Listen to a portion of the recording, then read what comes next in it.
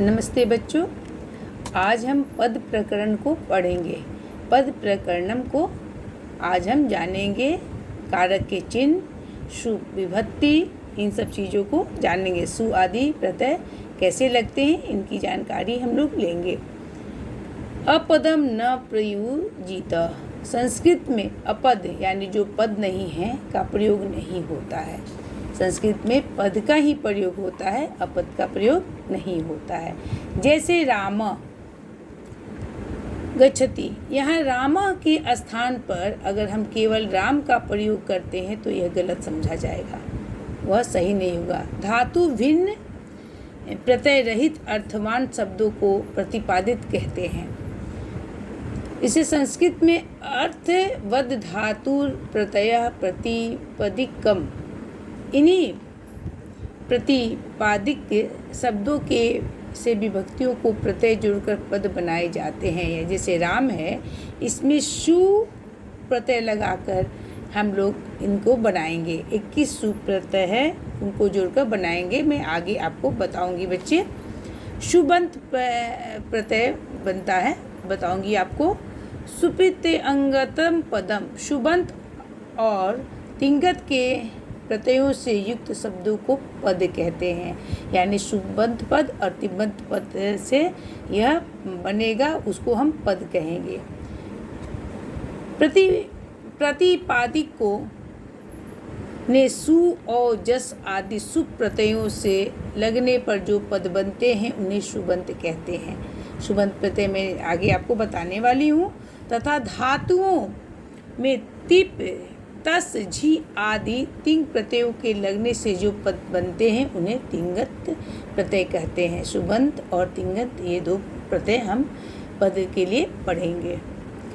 अब हम शब्दों को दो भागों में बांटा गया है। स्वरांत पद, स्वरांत यानी जिन शब्दों के अंत में स्वर हो वो स्वरांत हो गया। व्यंजनांत, जिनके अंत में व्यंजन हो। राम, जल, मुनि, लता आदि शब्द स्वरांत हैं। इनके अंत जैसे आ, इसमें ई है, इसमें अ है, ये स्वरों से अंत होते हैं। ऐसे शब्द को हम स्वरांत कहते हैं। गुणीन, जगत, पयस, ये सारे शब्द जो है व्यंजन है। न व्यंजन है, त व्यंजन है, श व्यंजन है, आदि शब्द व्यंजनांत कहे जाते हैं। समस्त पदों को तीनों लिंगों में विभक्त किया गया है तथा इसकी संख्या का ज्ञान कराने के लिए इन्हें 3 भागों में बांटा गया है, संख्या बोधकम वचनम के अनुसार। संस्कृत भाषा में 7 विभक्तियां होती हैं। इन 7 विभक्तियों के द्वारा कारकों का बोध कराया जाता है। अब मैं जैसे कर्ता कारक है उसको हम प्रथमा विभक्ति कहेंगे, कर्म कारक को द्वितीय विभक्ति, करण कारक को तृतीय विभक्ति, संप्रदान कारक को चतुर्थी विभक्ति, अपादान को पंचमी विभक्ति। संबंध और संबोधन को हम कारक के अंतर्गत नहीं रखते हैं। क्यों नहीं रखते हैं? क्योंकि क्रिया के साथ इनका प्रत्यक्ष संबंध नहीं है, इसीलिए हम नहीं रखते हैं। तो प्रथमा विभक्ति कर्ता कारक को कहते हैं, तो इनका चिन्ह होगा ने। कर्ता ने कर्म को करण से द्वारा, संप्रदान के लिए अपादान से अलगाव का बोध कराता है।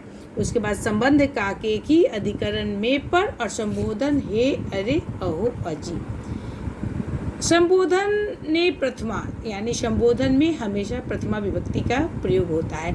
एक सूत्र व्याख्या करके भी आएगा कि संबोधन ने प्रथमा। सूत्र व्याख्या करें तो आप बहुत आसानी से करेंगे। कारक के अंतर्गत इस तरह के प्रश्न पूछे जाते हैं कि संबोधन प्रथमा, तो लिखना होगा कि संबोधन कारक में, इस संबोधन में प्रथमा विभक्ति होती है और उसमें जैसे हे लते, राम, हे देव इत्यादि करेंगे। तीनों वचनों में प्रत्येक विभक्ति को अलग अलग रूप होता है। बच्चे मैं एक बार और आपको बता देती हूँ कि प्रथमा विभक्ति कर्ता कारक होती है, इनके चिन्ह या कुछ नहीं होता है। द्वितीय विभक्ति कर्म कारक होती है, इनका चिन्ह को या कुछ नहीं। तृतीय विभक्ति करण कारक से द्वारा। चतुर्थी विभक्ति संप्रदान को के लिए। पंचमी अपादान से अलग होने पर। षष्ठी संबंध काके की, रारेरी, नानेनी। सप्तमी अधिकरण में पर और संबोधन हे अरे अहोपजे। संस्कृत में 6 ही कारक होते हैं। संबंध और संबोधन को हम कारक के अंतर्गत नहीं रखते। ये संबोधन है, ये संबंध है। क्रिया के साथ इनका प्रत्यक्ष संबंध नहीं होने के कारण इन्हें नहीं रखते हैं, लेकिन विभक्ति बैठाने के लिए, क्योंकि विभक्ति यहाँ साथ होती हैं, उनको बैठाने के लिए हमने इनका प्रयोग किया है। अब इन्हें सु आदि प्रत्यय इस प्रकार है। सु और जस, जैसे बालकः बालको बालिका, औट या या बालकम बालको बालकान। इसी प्रकार से ये शुभ विभक्ति जब आप याद कर लेंगे तो आपको शब्द रूप करने में बहुत ही सहजता होगी। कोष्ठक के प्रत्ययों को शेष रहने वाले अंश दिखाए गए हैं। संबोधन में पुनः सु और जस प्रत्यय ही लगते हैं। शुबंत शब्दों को 2 भागों में विभक्त किया गया है, यानी बांटा गया है, अजंत और हलंत। अजंत शब्द रूप क्या है?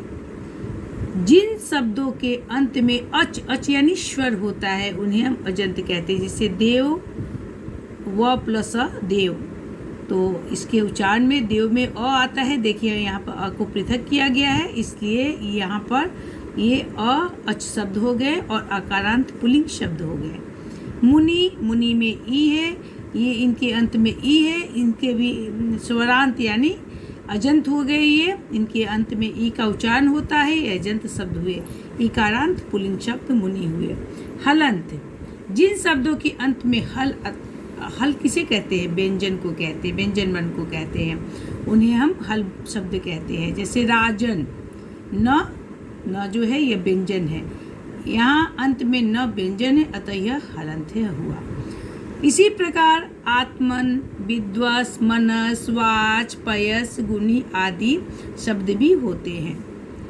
उपरोक्त दोनों प्रकार के शब्द पुनः लिंग के आधार पर विभक्तियों में बांटा गया है। जैसे अजंत शब्दों को बालक, बालिका, मति, नदी, धेनु आदि ये सब हो गए। फल, वारी, मधु नपुंसक लिंग हो गए। इसी प्रकार से हलंत शब्द में विभाजित होते हैं आत्मन, विद्वस, गुणी आदि पुल्लिंग, वाच्य और गुणीन दिश शब्द स्त्रीलिंग है। जगत, नामन, अहन, पयस, मनस आदि नपुंसक लिंग है। इस प्रकार हम शब्दों का विस्तार करते हैं। अकारांत पुल्लिंग शब्द है, स्त्रीलिंग, नपुंसक लिंग इन्हीं के आधार पर होते हैं।